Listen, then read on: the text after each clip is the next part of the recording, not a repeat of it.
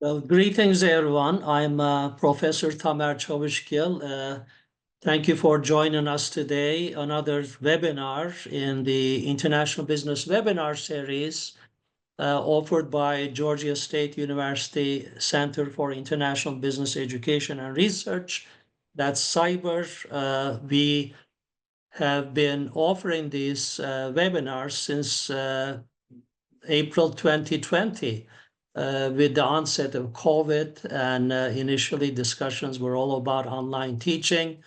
We've held conversations with faculty, then we added conversations with business academics, business practitioners, academics, doctoral students, and all.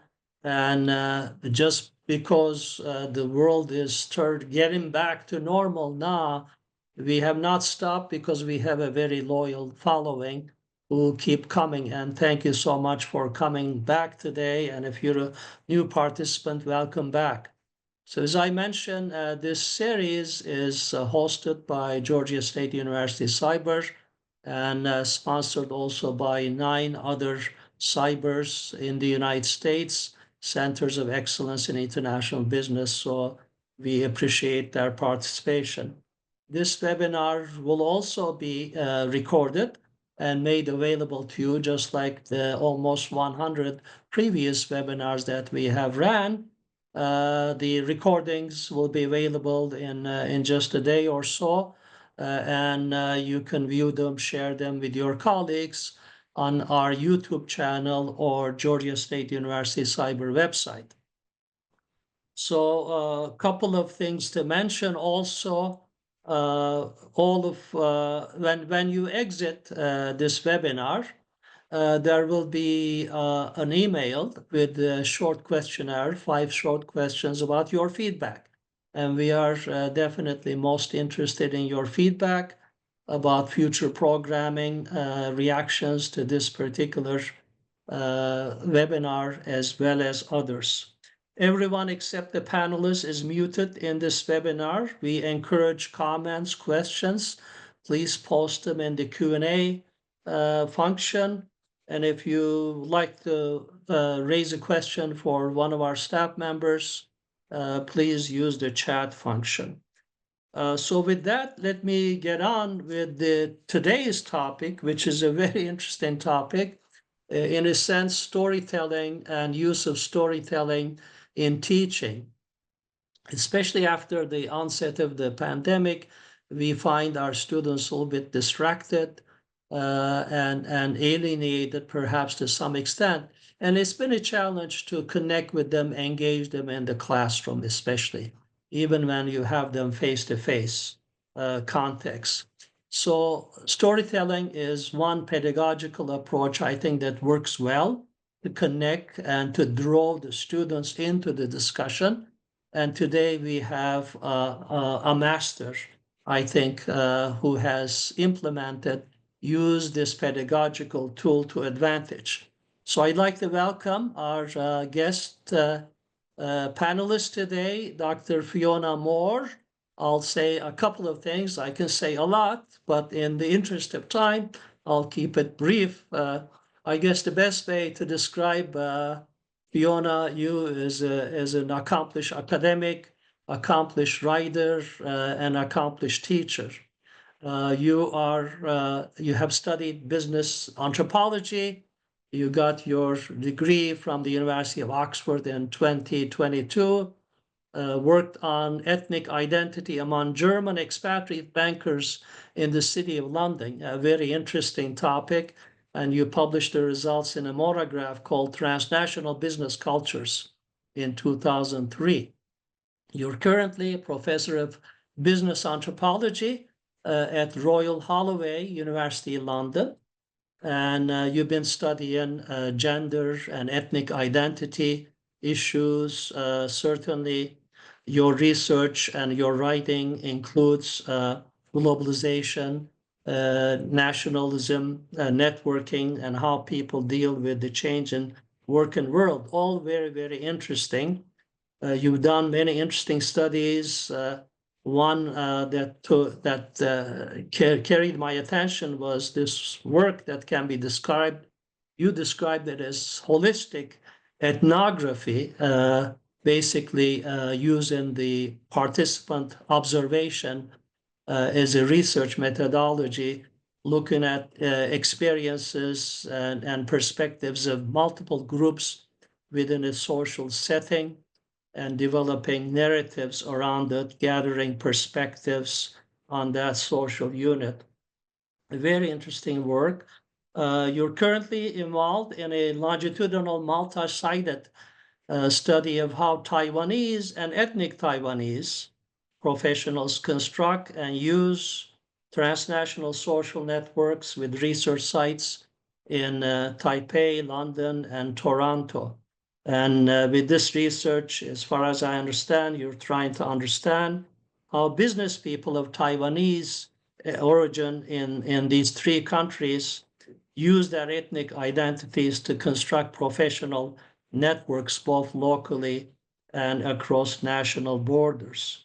And you're also working on a project involving Tesco, a big UK retailer, and participating, collaborating with colleagues from the University of Victoria in Canada.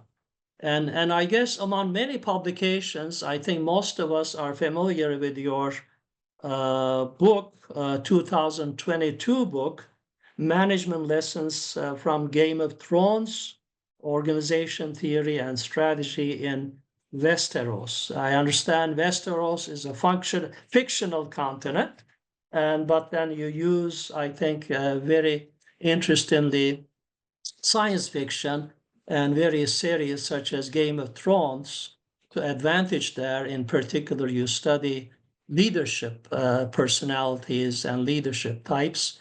I was very intrigued with the characters in the Game of Thrones and how you characterize them. Daenerys Targaryen, Catelyn Stark, and Sansa Stark as imitation man, conventionally feminine type, and also gender hybrid. But so all that is very interesting. Game of Thrones and other science fiction productions such as Star Wars. So I guess we can thank you so much, first of all, for joining us today, Fiona.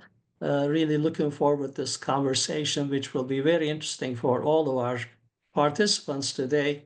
Maybe for some of us who are less familiar with the science fiction productions such as Star Wars and Game of Thrones, you can briefly describe what these are, how they're unique, and they offer a setting, a context for you to use in teaching. Okay, thank you very much. And I must say it's a real pleasure to be here today. And, I'm just really, I'm blushing. I'm blushing with that intro. I really am. You can see. Deserve Yeah, it. thank you. But so in terms of, we'll probably be focusing here mostly on Game of Thrones and on Star Wars, since those are the two series that I've published the most on and that I use most in my teaching, though we can talk about other series as we go forward. Well, with regard to both of these series are huge, and so you could description could be there forever. But with regard to both of them as they pertain to management teaching, Star Wars has the advantage that a lot of it is driven by kind of the heist movie format, if you will, or, the adventure movie format. There's a problem, there's a diverse ensemble cast of people who come together to solve that problem, and the problem is eventually solved. And somebody wittily noted back in a 2014 article, that's basically project management. There's a lot of humor that's circulated around Star Wars and business. There's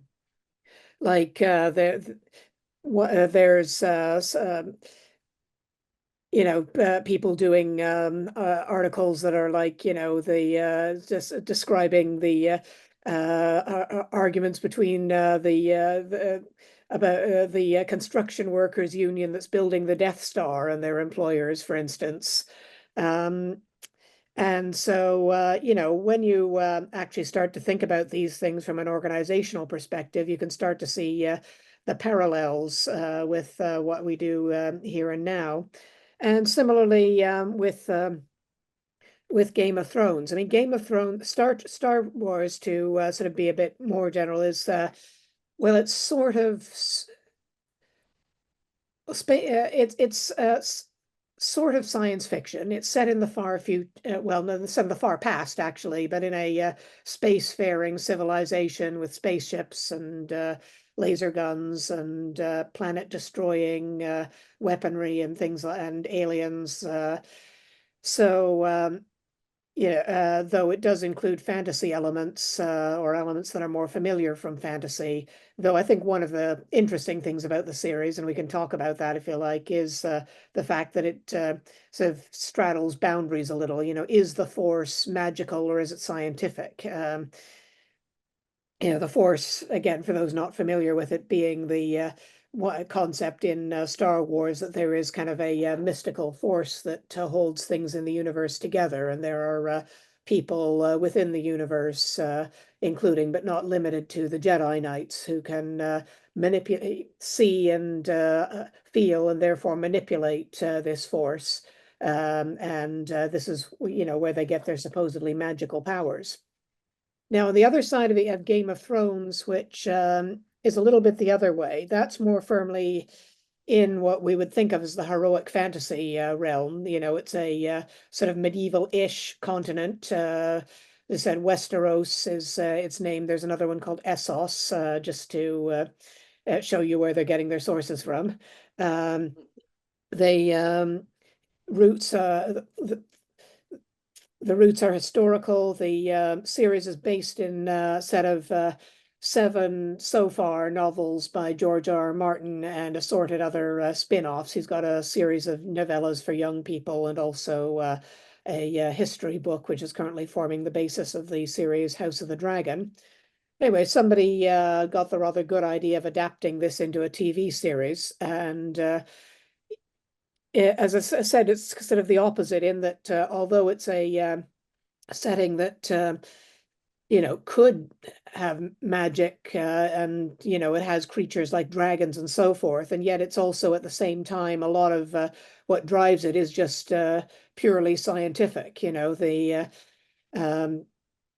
things that the characters think of as magical, like curses and plagues and so forth, plainly don't look that way to our eyes, but we can see based on their culture why they would think so. And as a result, a lot of it being about sort of medieval-ish warfare, a lot of it is about organization and leadership and how you run a country and how you develop organizational hierarchies and things like that. And in some ways, part of what interested in me in doing this sort of teaching was well, if I can take a step back actually and go back to anthropology, one of the things that started me actually doing academic work in anthropology was that in the late 1990s, early 2000s, anthropology was in a bit of a crisis, similar to one in international business now, in that they were being accused, and not wrongly, of being a colonialist discipline. And many anthropologists were fighting back by saying, well, anthropology may have been developed in colonial settings, but the things we've discovered about humanity could be applied literally anywhere. They could be applied to bankers and business people. And the critics said, prove it. And a lot of people like me said, well, let's, so I did. And one of this brings me round to the fact that in organizational behavior, we always say at the start of term, oh, this could apply anywhere, this is about organizations anywhere in the world. And then we just talk about businesses. So in a way, saying, can we do a book about management in Westeros? Can we talk about projects in Star Wars? Well, actually, yes, we can. And in some ways, this shows the universality of the concepts that we research and teach about. So I was going to ask you that, Fiona. Thank you so much for giving us this background. I'm sure some of the people in the audience here are more familiar than I am, but I've been catching up a little bit, and I know there is a very passionate, loyal fan base. I think in your writings you call them cult franchises, and you'll talk about that later as well. But obviously, these series are very popular. I guess the question arises, Fiona, I mean, personally for you, when was it and how did the idea of using this series in teaching come about? I mean, what got you going with that? So you took your interest in science fiction to the classroom and used it as a tool to engage your students. Well, one of the jobs I did before I got into academia was working as a tour guide and historical interpreter in essentially the Canadian equivalent of Colonial Williamsburg. So one of the things, you get a very good education if you work as a guide there. And one of the things that they said was, kind of if you're bored, the people you're guiding are bored. So always try and make your tour interesting for yourself. And I've applied this a lot in my teaching. If I'm not interested, then the students are not gonna be interested. So I was teaching about leadership to students. I won't say I was exactly bored, but since I will say that I was a little bit, it wasn't entirely my field. In some ways, I've actually come into writing about leadership academically from teaching it because of the Game of Thrones thing. But at the time, I was thinking, well, I need to make this more interesting for myself. And, to make it more interesting for myself, then, why should I be talking about, Steve Jobs and Bill Gates? Why don't instead I talk about Daenerys Targaryen and Ned Stark? So I started off initially just putting pictures on the slides showing the characters. But as you said, a lot of people watch these series. And one of the things about Game of Thrones in particular, well, Star Wars as well, but it's and also third series, which haven't used but could do it, Star Trek, is they seem to be series that have bled into the cultural lexicon, at least of most of the world. I mean, one of the things that I find when I talk about what I do, I'll meet people who'll say, "Oh, yeah," they say, "I've never ever seen Game of Thrones," and then 2 minutes later they'll say, "Is Daenerys Targaryen the one with the three dragons?" You know, they all know, and they've all known for no phrases like, winter is coming, and they know what that means, and the phrase red wedding has actually gone into the business lexicon. There's a lot of business articles and the like. I did a search when I was working on the book, and I found, so many business articles describing things like mergers or rounds of layoffs and so forth as a red wedding. So it sort of becomes a way you can, I didn't just make it interesting for myself, but it made it interesting for my students because some of them, really wanted to, were real fans of the series and could really relate to it. But even the ones who weren't, at least knew what I was talking about. If I said, Daenerys Targaryen is charismatic, even if you don't know much about her, though you see the beautiful blonde woman sitting on the back of a dragon, and you think, yeah, that's charismatic. So in a sense, the context that you were teaching, the types of themes, topics, courses you were teaching, organizational behavior management, leadership, and so on. I mean, how do they seem to be the right context, and how do you tie in to be specific? I guess the characters, for example, in the series to what you want to get across your students in terms of some OB principles. Well, generally what I do is I discuss the principles first, and then I discuss how the characters and situations apply to that. So for instance, in the book, one of the things I talk about is, human resource management. How do we understand human resources? So I talk about it. HRM involves, recruitment, health and safety, the basic resource management principle of, kind of how do you get the maximum performance out of your team while only spending what you have to.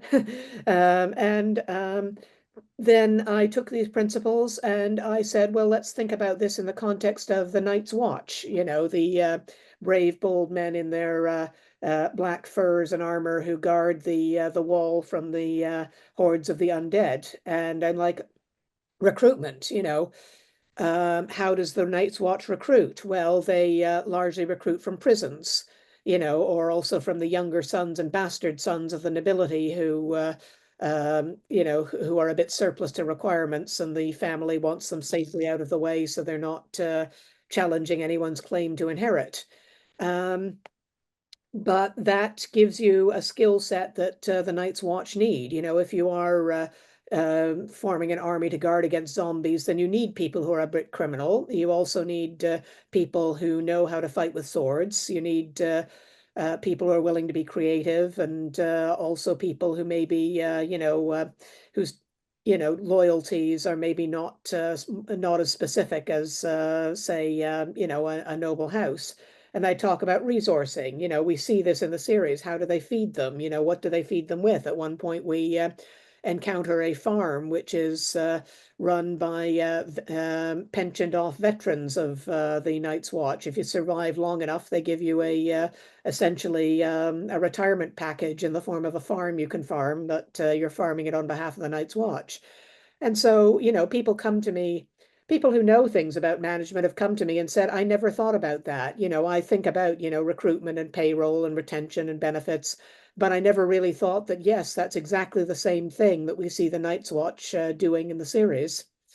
So that's kind of how I use it, talk about the concept, and I talk about the example. And then, if people don't understand it, I talk about how, I talk about it in more detail. I elaborate, I set up the parallels.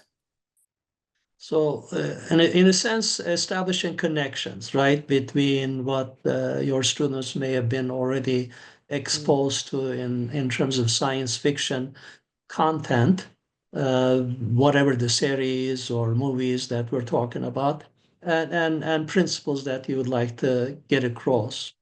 So the students themselves, if we focus on them, I suspect this generation is more intrigued by science fiction as well, more up to date, more familiar. So, do you find exceptions? I mean, do you find generally in the classroom everybody pulling in with you, and they've been exposed to it, therefore they have no problem making those connections, or do you have to help them to some extent? Generally, like I said, most people these days are at least sort of more widely familiar with it. I mean, I actually have more success this way than I did. I back in the past, I tried to explain globalization to students using the global football industry, thinking that again, even if you're not a fan of football, you're generally, you're generally aware of football and what it involves, and this will interest people. And that lasted up until I wound up with a classroom full of Sri Lankans, none of whom knew anything about football, and all of whom were very, very interested in cricket. So I had to pivot That's very right. quickly. But I Yeah. generally find actually it's different with things like Game of Thrones and Star Wars. People are exposed to them even if they don't necessarily like them. Again, with Star Wars, to talk about the other side of that, the thing about Star Wars is, and I think that brings people in, is that even if you don't like Star Wars, chances are when you're a child, somebody sits you down in front of a television or a movie screen and shows you at least one of the movies. Because, what do you do with children? Children like Star Wars. So, if you're holding a party, or if you've having a sleepover, you've got people over, Star Wars or something related to Star Wars figures somewhere in your choice of movies, or television series in some case, or you know, even if you didn't enjoy the experience, at the very least you've seen it once. And um, also, One of the things that's strengthened Star Wars, bouncing off a question, which thank you, and we'll get to that, I think, a bit later. But Star Wars, as well as Game of Thrones, are very much, to a lesser extent, but they very much deal in archetypes, of heroes, villains, and so forth that are recognizable. There was another series called Battlestar Galactica, which got sued by the makers of Star Wars, who argued that Battlestar Galactica was trying to, cash in on their IP. Now, to some extent guilty as charged, but this was also a very common practice in the 70s and even now.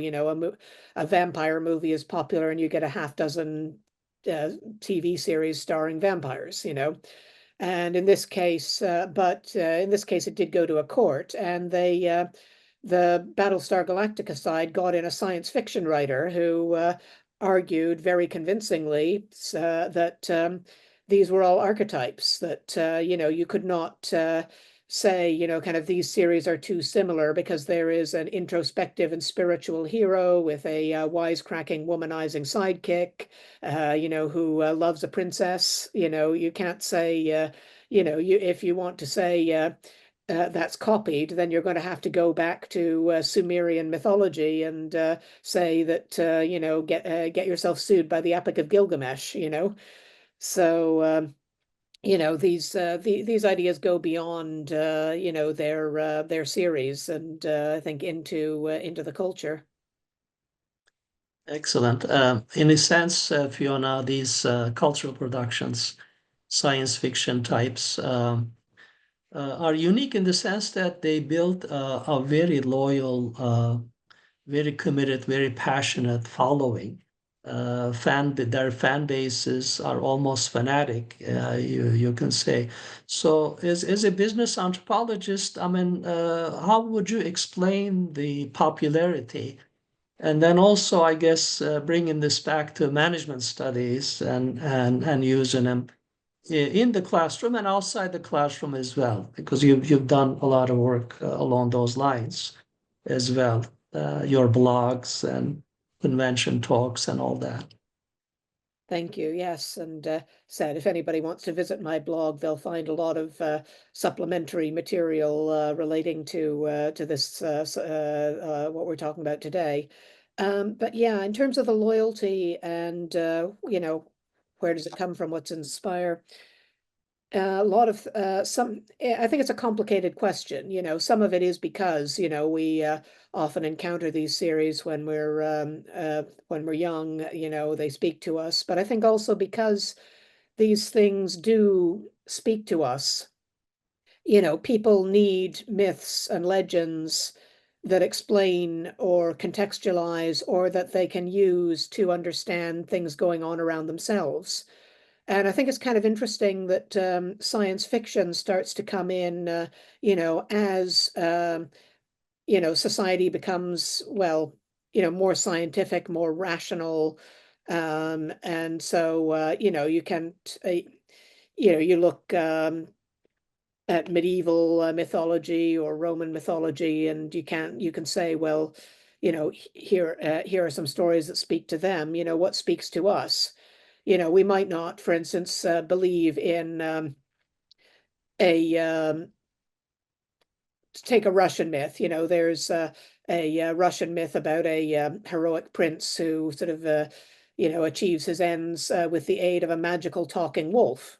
And right in the here and now, we could say, well, that's a bit ridiculous. Wolves don't talk. Okay, but what if it's in 100 years' time and the wolf is not a wolf as we know it, but an alien, or a genetically uplifted wolf who does talk? That's something that we can maybe, make right in our minds. And so, we can space travel. It's one of the things if you watch enough of these things, one of the things you can find yourself seeing is that the way spaceships often work in these sorts of series, they don't really work like spaceships. They work like real ships.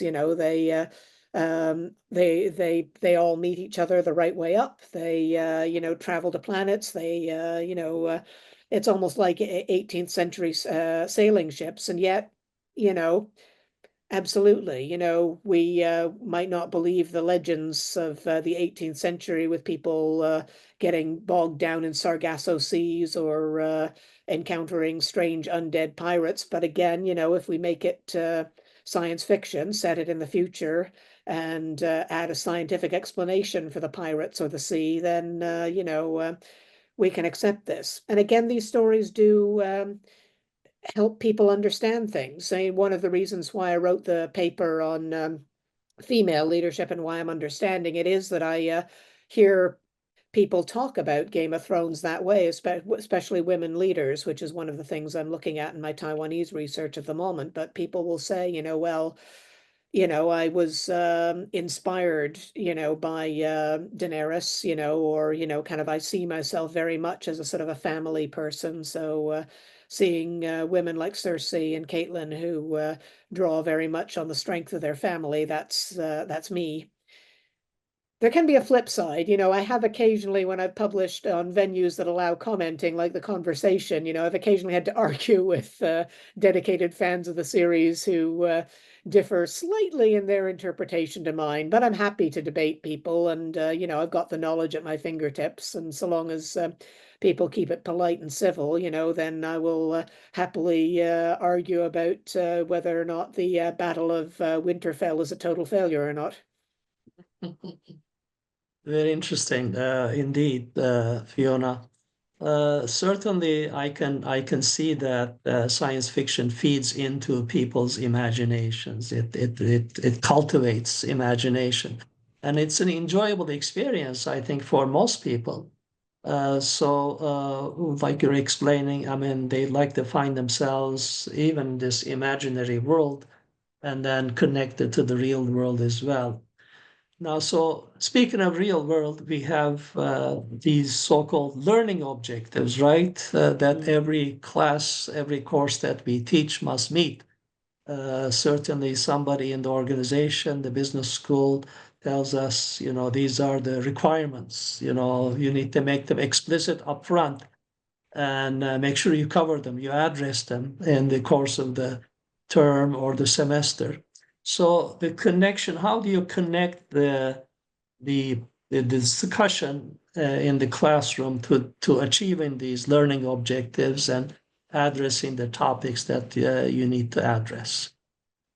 Well, that goes in at the planning stage from, the point of view of pedagogy. When I'm sitting down and I'm writing a lesson plan, I am looking at the objectives and I'm thinking about how you can achieve them. And if the objective, for instance, is say, students need to learn critical analysis, then what I can do is I can say, kind of take a science fiction text, it's generally not a long one because today's students are insanely busy. I don't know how you guys do it. The but an episode of Star Trek or The Expanse or something, or an excerpt from a George R.R. Martin book, or similar, and analyze it from a management studies point of view. And then, of course, students are assessed by how their the critical thinking skills they display. And even, teaching with SF, part of what I'm helping to do that way is getting students to analyze texts, to understand, and to think laterally. Science fiction at its best, often works as either an explicit or a tacit critique of society. And I think that's one of its real strengths. I like, beyond these franchises, one thing that I like to do is to get students reading stories like The Machine Stops or The Midas Plague, so stories from classic science fiction, but that are, give us a different view of, say, capitalism or automation. And, I did one on Clifford Seamack's story, did a master class on Clifford Seamack's story, Bathe Your Bearings in Blood, which is about a machine revolution, and sort of talked about it, as a point of view of critiquing labor relations. Do they work? Do they not work? Are there peaceful solutions? Who is benefiting?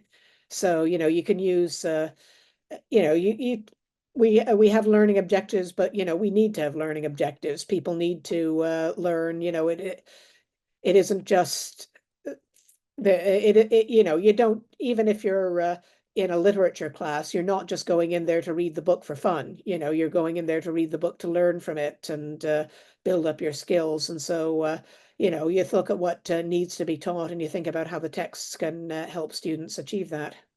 Indeed, indeed. Thank you so much. We do appreciate and encourage participants to post their questions, comments. We have one, Fiona, from Lee Woodward, who's Yeah. asking, thanking you for your comments so far, and also if you have any specific thoughts to applying Joseph Campbell's archetypes to managing a project team. So I'm not familiar with Joseph Campbell's archetypes, but you may be.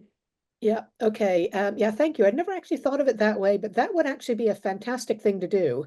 Um, I mean, part of why it's relevant here, I'll bring up for others who might not know. Part of I think what gives Star Wars its enduring power is that George Lucas he had actually studied anthropology and specifically folklore, and was very influenced by a anthropologist called Joseph Campbell. Now, Campbell subsequently has been disagreed with on some level, because his argument was that kind of there is what he called the monomyth. There is a single story, and all stories are just kind of aspects of that story, which I think is a bit extreme. But where I think he continues to endure is that he talked about kind of archetypes that crop up in stories and that still do. If you look at Star Wars, you can see things like the hero, the sidekick, the villain, the dangerous person, the mystic, the the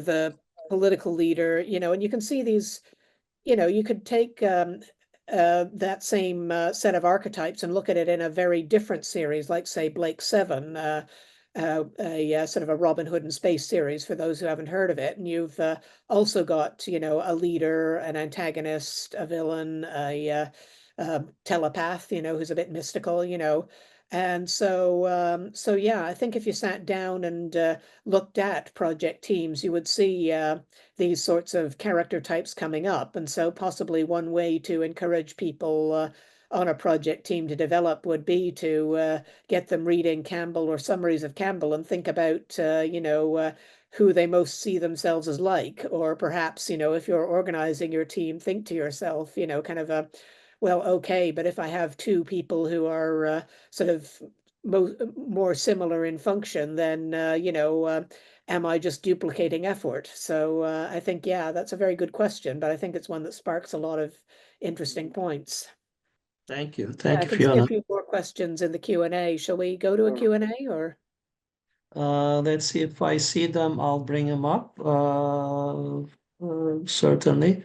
Uh, so coming back to the classroom and the students, Fiona, in terms of teaching tools, you certainly mentioned in our conversation the use of certain supplemental reading. I think asking them to read some books relevant and helpful. So what about the role of other tools, assignments, debate in the classroom, perhaps role playing and so on? So in carrying out your classroom interaction, what do you actually do? And then I'll come back to the assessment of learning because that's another, requirement that is imposed on us and we need to do as well.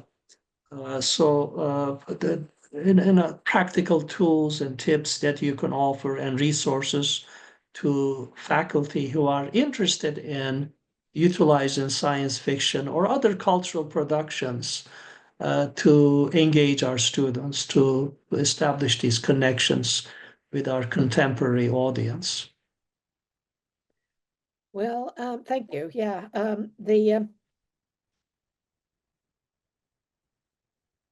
in terms of like formal case studies and the like, there, well, it can be a little hard. You can find resources. I'm just actually going to bring up one because there are there in the STEM fields there is an actual initiative to engage with science fiction writers. I'm just getting trying to find my bibliography here, and so that could actually provide um, some direct resources that could help you. Yeah, yeah, we can Yeah, also post those yeah, we can during. post later. But in Yeah, terms of what I do with my own practice, often what I'll do is I'll use fictional examples as hypothetical case studies, which have the advantage of being free of the baggage that we have with real life case studies. Like again, one thing I sometimes do is I will say to students when I'm one assignment I do in my sustainability class is I ask students to pick a real company and talk about sustainability issues with regard to international expansion. And so for practice exercises, it has to be a real company. But so for practice exercises, I say to them, okay, let's do the expansion of Stark Industries to Wakanda. Because there's no real no students are sort of making notes and thinking, I'm going to talk about Amazon in my essay because she's using Amazon here, you know. They can say, but we can talk about Stark Industries and we can say, and we can talk about Wakanda, and because they draw on real things, they don't come out of a vacuum. You can talk about the sort of problems that to make it generic, a tech multinational moving to a highly developed but somewhat isolationist African country might find. So you can use that. And another thing that Bergström and Hallgren have written this very interesting article on using the zombie movies by George Romero. So Night of the Living Dead, Day of the Dead, Dawn of the Dead, as teaching cases. And one of the points they make is that through using these, you can talk about things that we don't often talk about in research and teaching, like leadership failure, people don't want to talk about leadership failure, understandably. So our leadership literature is full of hero stories. And, we don't like to talk about,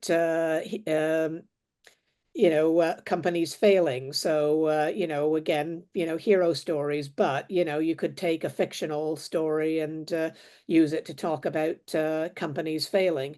And again, somebody was saying in the chats that she's not a fan of science fiction, but fans of using storytelling to teach. And I could say that, yeah, you can use that. People have used War and Peace. People have used corporate biographies. People have used stories in lots of ways. And you could, take something like, say, Succession, or Boardwalk Empire or other, The Sopranos, other fictional stories that are more directly engaged with business and corporations and say, okay, we can't talk about a boardroom coup, that really happened because where's the material to talk about this boardroom coup? Everybody's going to be quiet. However, let's take the latest season of Billions. Let's take the latest season of Inheritance. Let's talk about that instead. And then you've got your hypothetical that you can use to teach from. Those are very useful tips, Fiona. I'm sure we appreciate it, and I'm sure I think it was Sandra Torres who asked that question about other contexts, other genres of literature and movies. Certainly, those are good, very specific advice. Here's one other comment query. How do you address the challenge of oversimplification when using Star Wars to teach management concepts, especially given that the series tends to frame complex issues in black and white terms? Okay, very good Interesting question. comment there. Very good Yeah, question. yeah. I would say, well, some of it is where I come from there is to say this is why I tend to like teaching from series Star Wars series like Andor and Rogue One, because Star Wars, it once they start getting off the main story and into so the wider world building, you start getting more complicated questions and more complicated characters. But the challenge of oversimplification can be to get people thinking critically and to flip the tables.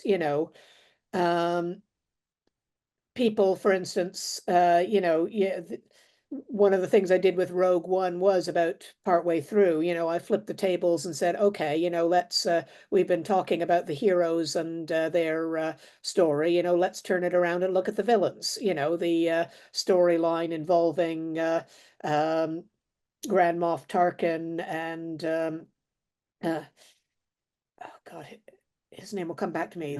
Mhm. Yeah, but anyway, Yeah, this is basically, kind of a, very, very familiar project management struggle between two managers for control of a project. Tarkin swoops in and takes the credit once the project is launched, and we've all seen people like that. Yeah. There is a danger of oversimplification, but there's a danger of oversimplification in using case studies as well, because they're narratives and the like. So what you just have to do is to think about the different perspectives, flip the table on the students, take things from different perspectives, even perspectives that aren't addressed in the series. You could say, okay, it's never addressed in the series, but how do you think Princess Leia feels about, being rescued? You can mhm. read between the lines and see a different way of looking at. What about Chewbacca? Yeah. We don't get a direct comment, but he's do you what do you imagine he's saying? One of the very funny things, but it makes you think, is that we've got some behind the scenes footage that shows us that Peter Mayhew, is playing Chewbacca, used to improvise dialogue, knowing that they would be sort of putting grunts and groans over it, so he would improvise dialogue so that the other characters would have something to respond to. And so what you've got, is an alternate universe where Chewbacca has got a Cockney accent and is saying things like, "This old man, do you trust him? I think he's dodgy." Yeah, yeah. There's a related question. I think it's also very thoughtful, Fiona.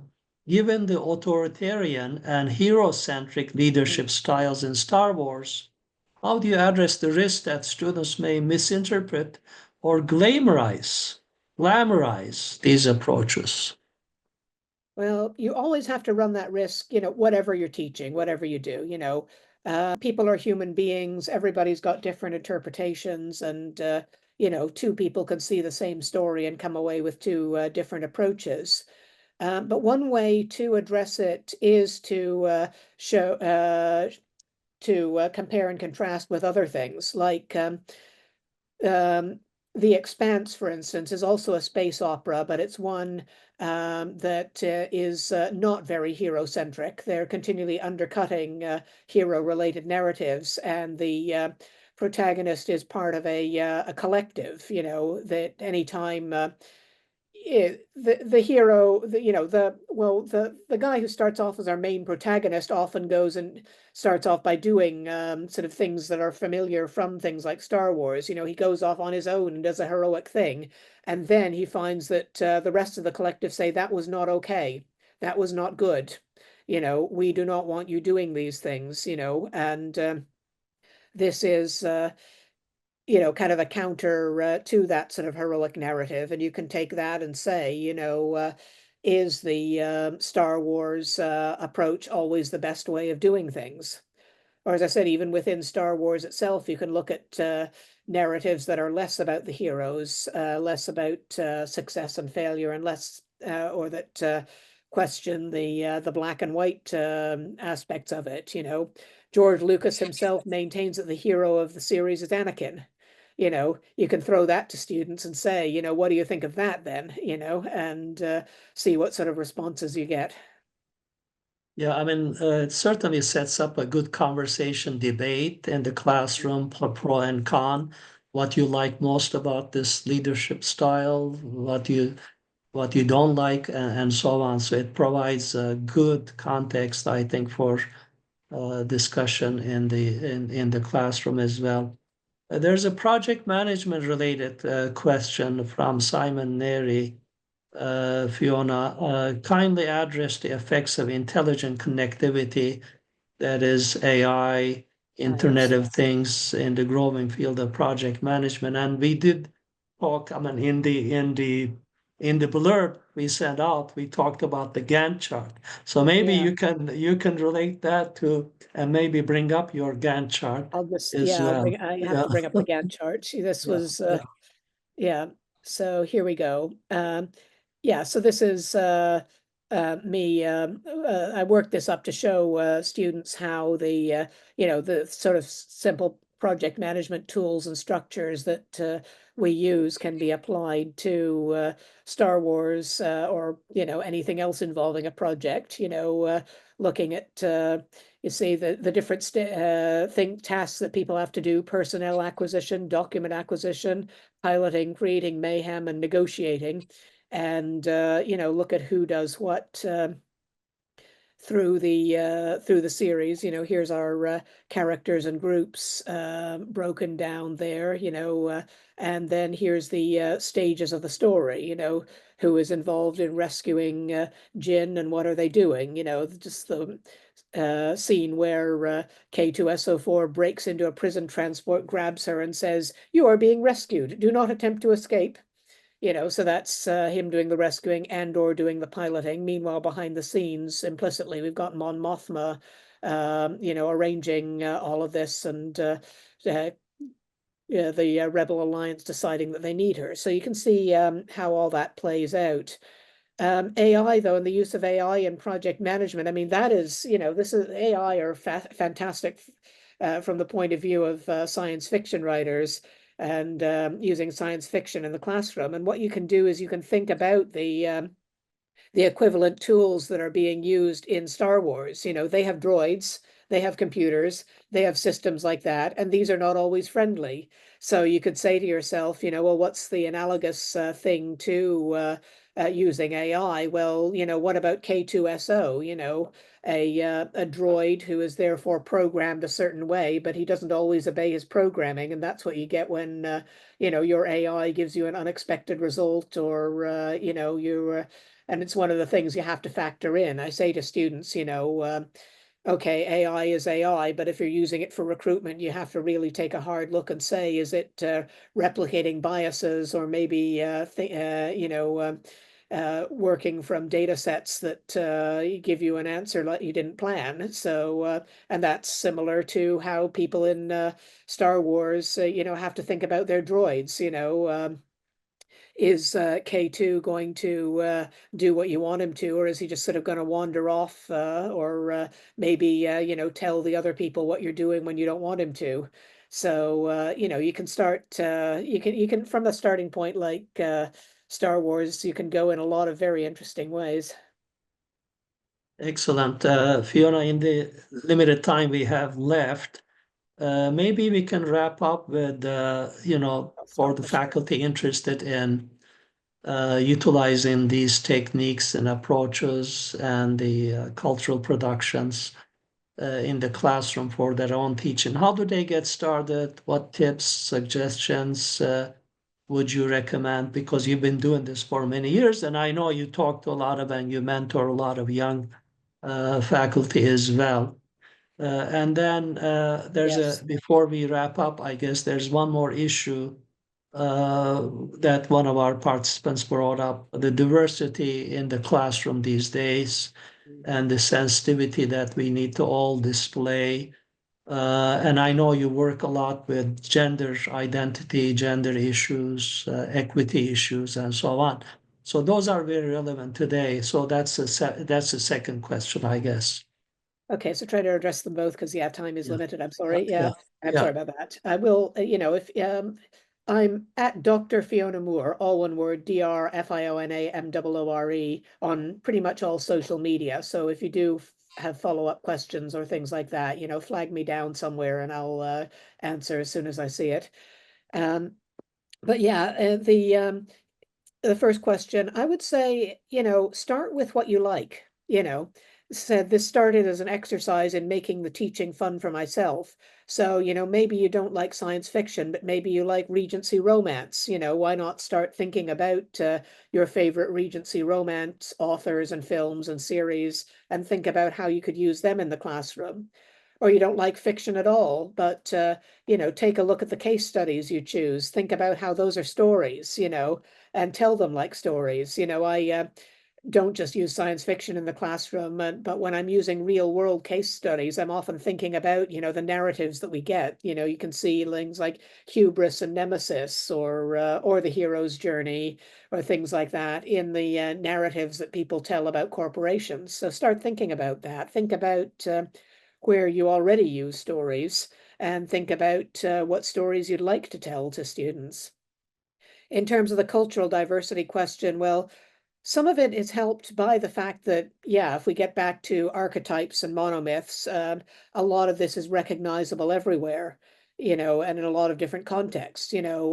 People look at Kurosawa and say, how is it that Kurosawa, took Westerns and Shakespeare stories and turned them into stories about samurai? Well, he did it by seeing the fact that these are very similar sorts of stories, and Shakespeare's England could be said to be in a similar state of political turmoil to Edo period Japan. So he, riffed off that. So you can use that. And also in terms of gender, sometimes it's less hard than you might think. Like one of the things in Game of Thrones is that there is a third gender in Westerosi society because they have eunuchs. And eunuchs are men who start off as men, but they're within Westerosi society. They are barred from inheriting or taking formal power, but they often wield tremendous soft power. They can be kingmakers or king destroyers. And teaching a classroom of mixed Chinese and English students, the Chinese often relate. I have to explain this a lot less to the Chinese students because they're like, "Oh yeah, we had those." you know, in Imperial China, we had a class of eunuchs, and they performed very much like the eunuchs in Game of Thrones in terms of their social role. So, if I say, kind of, why can't Theon inherit? A slew of hands go up and say he's a eunuch, and then I'm like, okay, right, that was easier than I thought. And so you can That's riff off, interesting. yeah, so you can Yeah, riff off those cultural differences sometimes to very good effect. excellent, excellent. I guess just one more question, very quickly, and really appreciate this very engaging conversation. Thank you, Fiona.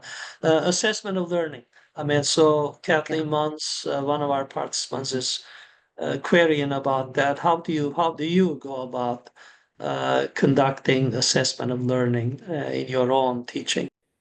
Well, my own assignment at the moment at Royal Holloway, we're down to single assignments, and my own assignment is the one that I was describing before. You take a text, you have a free choice of text, so you can discuss it with me. It has to be, certain minimum length, no maximum, but apply your time. Take an aspect of human resource management or sustainability, and explain how your chosen text relates to that aspect of human resource management or sustainability. So you could, for instance, take the episode of Deep Space Nine, which relates to young Jake Sisko wanting to get his father a birthday present and having to engage in. It's a post-scarcity economy. There's no money. So what he does is he basically trades, he does favors for people and they do favors for him. And eventually, he gets what he wants through doing these favors. So what does that tell us about, money, about psychological contracts, about the sorts of deals people do in organizations? So, if a student can clearly demonstrate, a management theory concept using a text, and then they pass. If they get very creative, if they get very detailed, if they get very analytical, then, the marks go up or down. Excellent. Thank you so much, Fiona. We really appreciate this discussion. I think you gave us a lot of good ideas that folks can implement and a roadmap. And I know you have many, many resources. You have your own blogs, you have your own website. So before people, we'll wrap this up by thanking everybody who joined us, many people from various time zones and geographies, and come back to another future webinar offered by Georgia State University Cyber. Fiona, you may want to also put in the chat or Q&A some web addresses for your certainly your website and the blogs as well. So Okay, yeah, thank you. Thank you yeah. so much.